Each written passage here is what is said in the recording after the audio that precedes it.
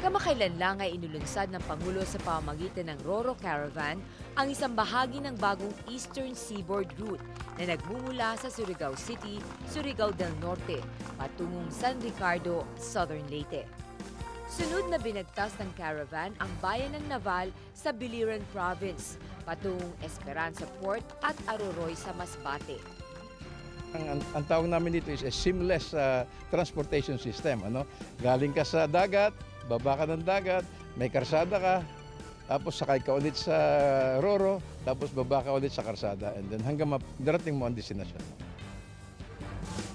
Taong 2006 nang sabihin ng Pangulo ng Esperanza ang pinaka-accessible na bayan sa Masbate patungong Samar, Leyte at Cebu.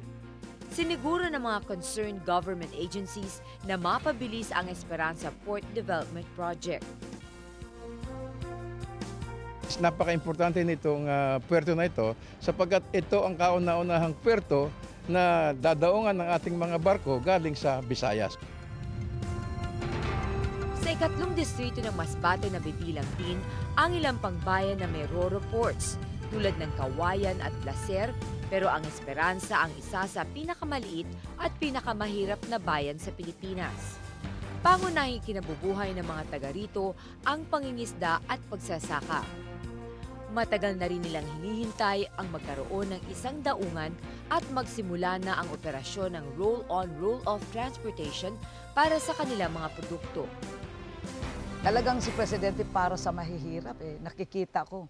Talagang she's all out kung saan talaga kailangan ng tulong, nandyan si Presidente. Kaya nga one time when people of Esperanza were telling me, naku ma'am, the port in Esperanza has been stopped.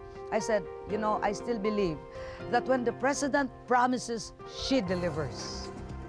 Yung mga barko pupunta ng Cebu at saka Leyte, so mas easier to yung pag-transport ng mga products dito sa Esperanza, and then give us the benefit dito sa Esperanza, yung ma-flip yung living, sort of living nila.